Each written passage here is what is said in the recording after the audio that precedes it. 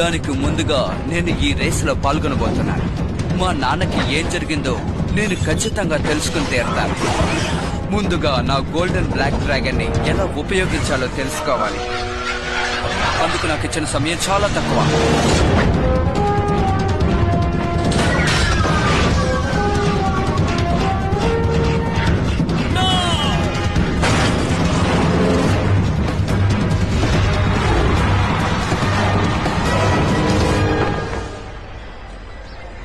అసలు నువ్వు ఈ రేసులో ఎప్పుడు గెలుస్తావు?